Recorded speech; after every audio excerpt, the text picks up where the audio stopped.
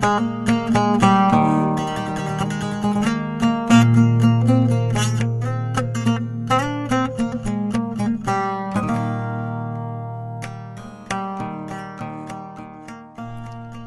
Κρήτη γεννηθήκαμε, το έχουμε σε τιμή μας και είμαστε περήφανοι για την καταγωγή μας.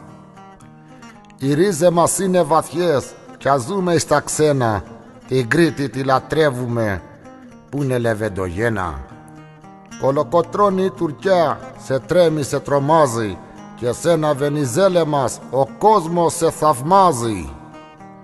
Κρήτη διαμάντη του γυαλού που σε φημισμένη και σε ζηλεύουν οι λαοί όλοι οι πολιτισμένοι. Τα ήθη και τα έθιμα πρέπει να τα κρατούμε, τη γλώσσα και τα γράμματα να τα διατηρούμε. Να αφήσουμε στους νέους μας αυτή τη διαθήκη και έτσι να κατορθώσουμε στην ξενιτιά τη νίκη. Όλους σας περιμένουμε στις Γιούτα στα λιμέρια που είναι ο αέρας καθαρός και λαμπερά τα αστέρια. Της Γιούτα στα ψηλά βουνά μοιάζουνε με της Κρήτης που έχει τα όρητα λευκά το γέρο ψιλορίτη.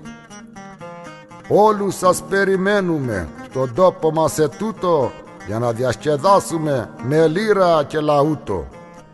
Μαζί όλοι θα γλεντήσουμε εις το Σολέικ Σίτι, ποτήρια θα τζουγκρίσουμε να πούμε «Ζήτω η Κρήτη!».